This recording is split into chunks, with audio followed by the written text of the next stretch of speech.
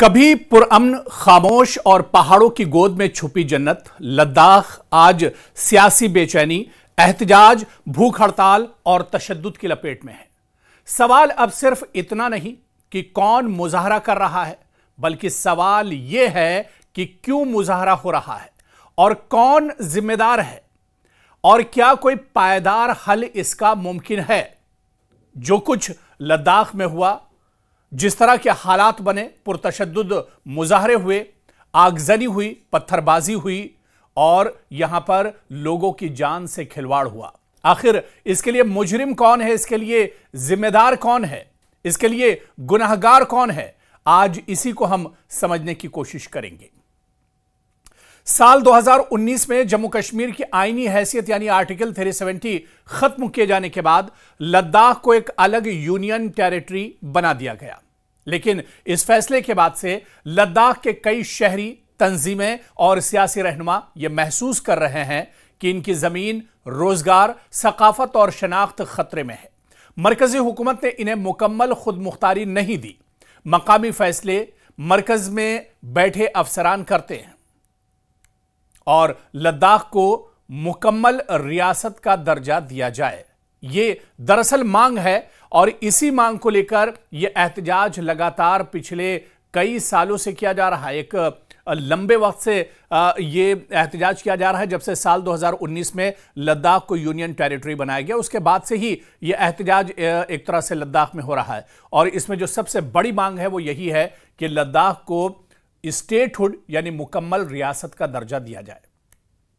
दूसरी सबसे बड़ी मांग जो है वो छठे शेड्यूल यानी 6th शेड्यूल के तहत आईनी तहफ़्फ़ुज़ लद्दाख के लोगों को फराहम किया जाए, जैसा कि आसाम, मेघालय, त्रिपुरा और मिजोरम को ये आईनी हुकूक दिए गए हैं।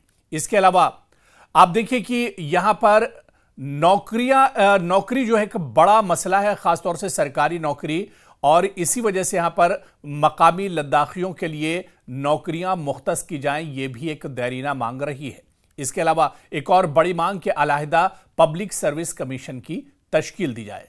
और एक और बड़ी मांग जो काफी लंबे वक्त से लद्दाख में होती रही है कि 2 पार्लिमानी नशिस्तों की यहां पर मांग चल रही है, मांग की जा रही है, क्योंकि लद्दाख में सिर्फ एक पार्लियामेंट की सीट है और यहां पर लोगों का मानना है कि लद्दाख काफी बड़ा है और अब पहले से हालात काफी बदल चुके हैं। ऐसे में लद्दाख में 2 पार्लिमानी नशिस्तें या 2 सीटें होनी चाहिए।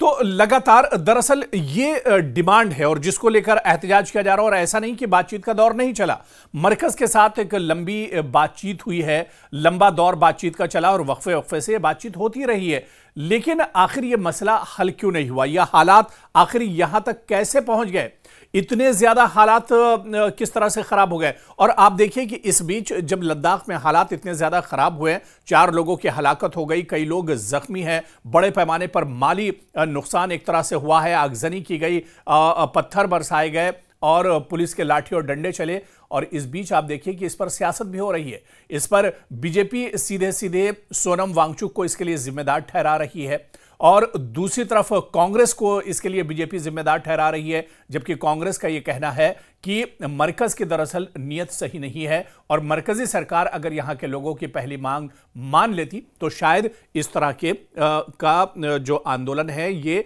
नहीं होता, या इस तरह का जो पुरतशद्दुद जो हालात हैं वो नहीं होते। दरअसल सोनम वांगचुक जो कि मशहूर समाजी कारकुन है, इंजीनियर है पेशे से और माहौलियाती तहफ़्फ़ुज़ में भी एक अहम किरदार अदा करते हैं, मुहाफिज हैं। लेह एपेक्स बॉडी में कई मजहबी, समाजी और तलबा तंजीमों का इत्तेहाद भी है। करगिल डेमोक्रेटिक अलायंस, करगिल की नुमाइंदा जमातें इसमें एक तरह से शामिल हैं। और ये दोनों जो फोर्सेस हैं 4 साल से वजारत दाखिला के साथ मुज़ाकरात कर रही हैं, मगर कोई ठोस नतीजा अभी तक सामने नहीं आया है। और इसी की वजह से आप देखिए कि सोनम वांगचुक पिछले 15 रोज से भूख हड़ताल पर बैठे थे। लेह मुकम्मल तौर पर बंद रहा। हजारों मुजाहिरीन यहां पर रोजाना जमा होते हैं और अपनी मांगें दोहराते हैं। पुलिस, और इस बीच में आप देखिए कि पुलिस और मुजाहिरीन के बीच झड़पें हुई और इसके बाद से ही अब इस पर एक तरह से सियासत हो रही है। बीजेपी के मकामी दफ्तर को आग लगा दी गई, 4 अफराद इसमें हलाक हो गए और पुलिस की गाड़ियां भी जला दी गई। हालांकि आप देखिए कि इस तशद्दुद के बाद सोनम वांगचुक ने इस पर तशवीश जाहिर की। सोनम वांगचुक ने तशद्दुद पर अफसोस का इजहार करते हुए अमन की अपील की और अपनी भूख हड़ताल खत्म कर दी। सोनम वांगचुक ने कहा कि उनका जो मकसद था वो दरअसल खत्म हो गया है। वो कभी नहीं चाहते थे कि इस तरह का तशद्दुद हो और इस तरह के हालात हों, और इसी वजह से उन्होंने अपनी भूख हड़ताल फौरन खत्म कर दी। जबकि दूसरी तरफ आप देखिए कि वजारत दाखिला का जो मौकफ है, दरअसल वजारत दाखिला ने सोनम वांगचुक पर इल्जाम लगाया कि वो लोगों को अरब बहार और नेपाल के नौजवान तहरीक जैसे हवालों से इश्तियाल दिला रहे हैं। उनके तमाम मुतालबात पहले ही आला इख्तियारी कमेटी यानी HPC में बहस का हिस्सा बन चुके हैं। वो भूख हड़ताल के बावजूद मुज़ाकरात से गुरेज कर रहे हैं और मजीद ये कहा कि 6 अक्टूबर को मुज़ाकरात की नई तारीख मुकर्रर कर दी गई थी, लेकिन उसके बावजूद ये भूख हड़ताल आखिर खत्म क्यों नहीं की गई। इस पर एपेक्स बॉडी ने जवाब भी दिया। लेह एपेक्स बॉडी का कहना है कि हुकूमत मशवरे के बगैर मुज़ाकरात की तारीख तय कर देती है। अब अवाम का सब्र लबरेज हो चुका है। अगर छठे शेड्यूल की मांग न मानी गई तो अवाम इलेक्शन का बाइकआउट भी करेंगे। छठा शेड्यूल दरअसल जिसकी मांग की जा रही है, ये आइन का आर्टिकल 244 छठे शेड्यूल के तहत कुछ कबायली इलाकों को ज्यादा खुद मुख्तारी देता है। खुद मुख्तार जिले कौंसिलें और ADC बनाई जाती हैं जो मकामी कवानीन, जमीन, रोजगार, सकाफत और तालीम का इंतजाम खुद करती हैं। ये रियासती हुकूमत से ज्यादा बाइख्तियार होती हैं बशर्ते कि गवर्नर की मंजूरी हो। तो कहीं ना कहीं जो लुबुलबाब है वो यही है कि एक दैरीना मांग थी। वो मांग काफी लंबे वक्त से की जा रही थी, लेकिन ये मांग मानी नहीं गई और लोगों का जो सब्र था, सब्र का बांध एक तरह से टूटा और उसके बाद लद्दाख में इस तरह के हालात देखे गए। हालांकि अब इस पर एक तरह से बयानबाजी भी तेज हो गई है। बीजेपी, कांग्रेस, जम्मू कश्मीर की जो दूसरी पार्टियां हैं वो, और खुद इसके अलावा जो लद्दाख की एपेक्स बॉडी की बात करें या दूसरी जो तंजीमें हैं वो भी अब इसमें एक तरह से उतर आई हैं और बयानबाजी की जा रही है। इसको लेकर वार और पलटवार का दौर एक तरह से जारी है। हालांकि यहां की जो तलबा तंजीमें हैं उनका मानना है कि रोजगार एक बहुत बड़ा मसला है। हालिया सर्वे के मुताबिक 26% ग्रेजुएट्स लद्दाख में बेरोजगार हैं।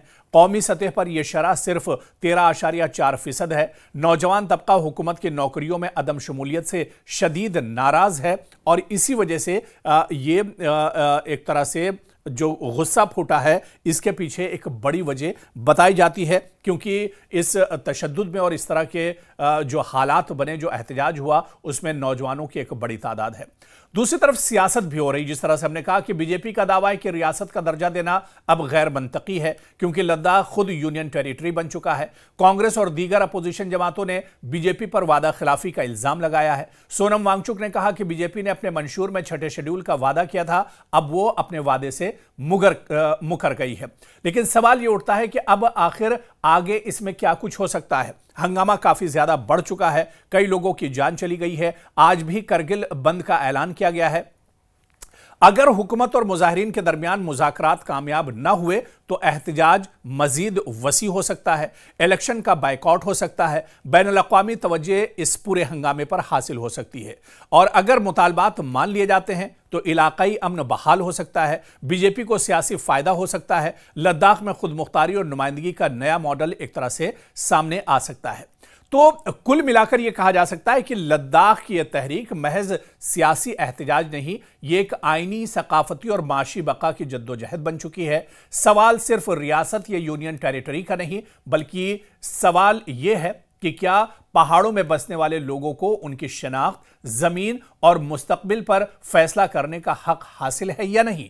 हुकूमत, एपेक्स बॉडी, नौजवान और पूरी कौम को चाहिए कि उस मसले को आईनी दायरे में बावकार तरीके से हल करें ताकि अमन, तरक्की और एहतराम का जो रास्ता है वह हमवार हो सके और जो पीसफुल माहौल के लिए लद्दाख जाना जाता है वहां का जो हालात हैं वो एक बार फिर से पटरी पर लौट कर आ सकें। तो ऐसे में सियासत नहीं, यानी दानिशमंदी और बातचीत के रास्ते पर आकर ही इस मसले को एक तरह से हल किया जा सकता है। ऐसे में सरकार को और लद्दाख के अवाम को बीच का रास्ता निकालना चाहिए और सरकार को भी लद्दाख के लोगों की जो डिमांड्स हैं उन पर गौर करना चाहिए, क्योंकि सरकार बातचीत तो करती है लेकिन बातचीत करने के बाद अपने वादे एक तरह से भूल जाती है। अब वक्त आ गया है कि लोगों का सब्र का पैमाना टूट चुका है। ऐसे में अब लद्दाख के लोगों की जो मांगे हैं उस पर पूरी तनदही के साथ और संजीदगी के साथ सरकार को सोचना होगा।